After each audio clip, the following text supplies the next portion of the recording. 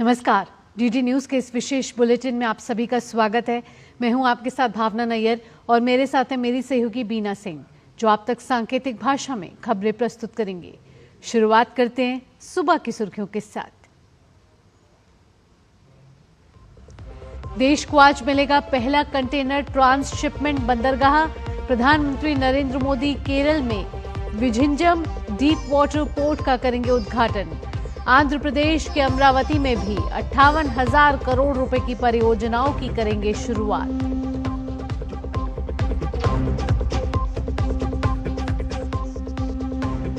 मुंबई में waves summit का दूसरा दिन। भारत आज पहली बार ग्लोबल मीडिया डायलॉग की करेगा मेजबानी। 60 से अधिक देशों के प्रतिनिधि होंगे शामिल।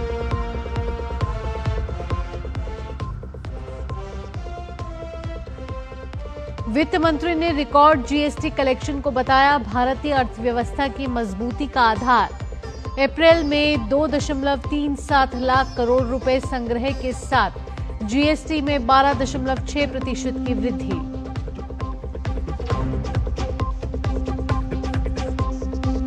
ट्रंप प्रशासन में बड़ा फेरबदल। मार्को रूबियो होंगे नए राष्ट्रीय सुरक्षा सलाहकार।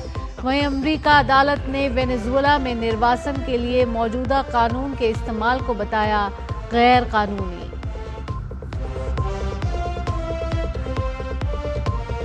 और अब से थोड़ी देर में श्रद्धालुओं के लिए खुलेंगे केदारनाथ धाम के कपाट।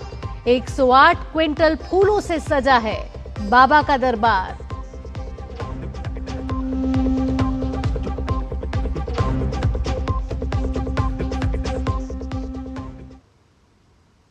अब खबरें विस्तार से। प्रधानमंत्री नरेंद्र मोदी आज केरल और आंध्र प्रदेश के दौरे पर रहेंगे। प्रधानमंत्री पहले केरल में 8,900 करोड़ रुपए की लागत से निर्मित विझिंजम अंतर्राष्ट्रीय गहरा जल बहुउद्देशीय बंदरगाह राष्ट्र को समर्पित करेंगे। ये देश का पहला समर्पित कंटेनर ट्रांसशिपमेंट बंदरगाह है, जो विकसित भारत के एकीकृत दृष्टिकोण के तहत भारत के समुद्री क्षेत्र में किए जा रहे परिवर्तनकारी प्रगति का प्रतिनिधित्व करता है। रणनीतिक महत्व वाले विझिंजम बंदरगाह को एक प्रमुख प्राथमिकता वाली परियोजना के रूप में पहचाना गया है, जो वैश्विक व्यापार में भारत की स्थिति को मजबूत करने, लॉजिस्टिक्स दक्षता को बढ़ाने और कार्गो ट्रांसशिपमेंट के लिए विदेशी बंदरगाहों पर निर्भरता को कम करने में योगदान देगा। केरल के बाद प्रधानमंत्री नरेंद्र मोदी आंध्र प्रदेश जाएंगे। यहां अमरावती में 58,000 करोड़ रुपए से अधिक की कई विकास परियोजनाओं की प्रधानमंत्री आज शुरुआत करेंगे। प्रधानमंत्री आंध्र प्रदेश में 7 राष्ट्रीय राजमार्ग परियोजनाओं का उद्घाटन करेंगे, जिनसे न केवल यात्रा आसान होगी, बल्कि आर्थिक विकास और रोजगार के नए अवसर भी पैदा होंगे। साथ ही तिरुपति और श्रीकालहस्ती जैसे पवित्र धार्मिक स्थलों तक पहुंचने में सुविधा होगी। इसके साथ ही नाग्यालंका में करीब 1,460 करोड़ रुपए की लागत से बनने वाली मिसाइल परीक्षण रेंज की आधारशिला भी रखेंगे। प्रधानमंत्री विशाखापत्तनम के मधुरवाड़ा में पीएम एकता मॉल की आधारशिला भी रखेंगे। मुंबई के जियो वर्ल्ड कन्वेंशन सेंटर में वेव्स शिखर सम्मेलन के हिस्से के रूप में भारत आज पहली बार ग्लोबल मीडिया डायलॉग की मेजबानी करेगा। वैश्विक मीडिया और मनोरंजन परिदृश्य के साथ भारत के जुड़ाव की दृष्टि से यह अत्यंत महत्वपूर्ण आयोजन है। इससे पहले प्रधानमंत्री नरेंद्र मोदी ने कल 4 दिवसीय सम्मेलन का उद्घाटन किया। सूचना और प्रसारण मंत्रालय ग्लोबल मीडिया डायलॉग का आयोजन विदेश मंत्रालय के सहयोग से कर रहा है। इसमें एशिया, यूरोप, अफ्रीका और अमेरिका के प्रतिनिधि मंडलों सहित 60 से अधिक देशों के भाग लेने की संभावना है। संवाद का उद्देश्य अंतर्राष्ट्रीय सहयोग को प्रोत्साहन, सर्वोत्तम प्रथाओं को बढ़ावा देना और वैश्विक मीडिया क्षेत्र की संभावनाओं में नीति समरूपण, प्रतिभाओं के एक दूसरे के यहाँ काम करने का अवसर और क्षमतावर्धन के उपाय तलाशना है। वित्त मंत्री निर्मला सीतारमण ने कहा है कि जीएसटी संग्रह का अप्रैल में रिकॉर्ड स्तर पर पहुंचना भारतीय अर्थव्यवस्था की मजबूती और सहकारी संघवाद की प्रभावशीलता को दर्शाता है। दरअसल अप्रैल महीने में जीएसटी कलेक्शन सालाना आधार पर 12.6% के उछाल के साथ 2,37,000 करोड़ रुपए के रिकॉर्ड पर पहुंच गया है।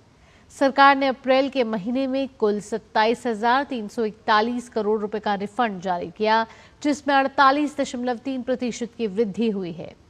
घरेलू लेन देन से जीएसटी मिलने वाली जीएसटी संग्रह में 10.7% की वृद्धि दर्ज की गई है, जो लगभग 1.9 लाख करोड़ रुपए हो गया, जबकि आयातित वस्तुओं से राजस्व 21% बढ़कर 46,913 करोड़ हो गया।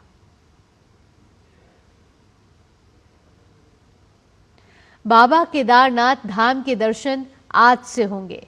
अब से थोड़ी देर में मंदिर के कपाट पूरे विधि विधान के साथ खोले जाएंगे। मंदिर परिसर और आसपास के क्षेत्रों में भक्तों की चहल पहल देखते ही बन रही है। इस बार भी मंदिर को विशेष रूप से सजाया गया है। मंदिर को 108 क्विंटल फूलों से भव्य रूप से सजाया गया है। सुरक्षा, स्वच्छता, यातायात और स्वास्थ्य सेवाओं को दुरुस्त किया गया है। मंदिर परिसर में पुलिस बल, आपदा राहत टीमें और मेडिकल स्टाफ की तैनाती की गई है। डोली के स्वागत के लिए मंदिर परिसर को विशेष रूप से सजाया गया है और भक्ति संगीत के साथ समारोह आयोजित किया जाएगा। अमेरिकी राष्ट्रपति डोनाल्ड ट्रंप के दूसरे कार्यकाल में बड़ा प्रशासनिक फेरबदल हुआ है। ट्रंप ने विदेश मंत्री मार्को रूबियो को कार्यवाहक राष्ट्रीय सुरक्षा सलाहकार नियुक्त किया है। वे माइक वॉल्ट्ज की जगह लेंगे। ट्रंप ने गुरुवार को ऐलान तब किया जब माइक वॉल्ट्ज और उनके डेप्टी एलेक्स वोंग को ट्रंप प्रशासन से बाहर कर दिया गया। वहीं राष्ट्रीय सुरक्षा सलाहकार माइक वॉल्ट्ज को पद से हटाने के कुछ ही घंटों बाद उन्हें संयुक्त राष्ट्र में अमेरिकी राजदूत के लिए अगला उम्मीदवार नामित किया गया। माइक वॉल्ट्ज पर हुई ये कार्रवाई हालिया सिग्नल चैट में हुई चूक को लेकर की गई है। अमेरिका की एक अदालत ने ट्रंप प्रशासन के एलियन एनिमीज एक्ट के इस्तेमाल को गैर कानूनी बताया है। ये मामला कुछ वेनेजुएला प्रवासियों को निर्वासित करने का है। दरअसल ट्रंप ने वेनेजुएला के प्रवासियों को निर्वासित करने के लिए 18वीं सदी के युद्धकालीन कानून का उपयोग किया, जिसे अदालत ने गैर कानूनी बताया और ऐसा करने से रोक दिया। दिल्ली एनसीआर में मौसम ने एक बार फिर करवट ली है। आज तड़के लोगों को तेज बारिश के साथ आंधी का भी सामना करना पड़ा। आंधी और बारिश इतनी तेज थी कि लोग डर के मारे बस स्टैंड और दूसरी जगहों पर पनाह लेने को मजबूर हो गए। बिजली की गरज और चमक भी मौसम को खौफनाक बना रही थी। दिल्ली में जगह जगह पानी भर गया है, जिससे लोगों को परेशानी का सामना करना पड़ रहा है। आपको बता दें कि दिल्ली वासी पिछले 3 से 4 दिन से भीषण गर्मी से जूझ रहे थे। अप्रैल के आखिरी हफ्ते में तापमान 40 डिग्री के पार जा रहा था, लेकिन 29 अप्रैल से मौसम में बदलाव देखने को मिला और आज झमाझम बारिश ने लोगों को गर्मी से राहत दी है। गौरतलब है कि मौसम विभाग ने तेज आंधी चलने और तेज बारिश की संभावना व्यक्त की थी। मौसम विभाग ने येलो अलर्ट भी जारी किया था। इंडियन प्रीमियर लीग में आज होने वाले मुकाबले में गुजरात टाइटंस का सामना सनराइजर्स हैदराबाद के साथ होगा। गुजरात टाइटंस के 9 मैच के बाद 12 अंक हैं और टीम प्लेऑफ की दौड़ में फेवरेट के तौर पर शामिल है। वहीं सनराइजर्स हैदराबाद 9 मैच में सिर्फ 6 अंक हासिल कर सकी है और लीग में संघर्ष करती दिख रही है। फुटबॉल एसोसिएशन ने घोषणा की है कि 1 जून से इंग्लैंड में ट्रांसजेंडर महिलाएं फुटबॉल में नहीं खेल पाएंगी।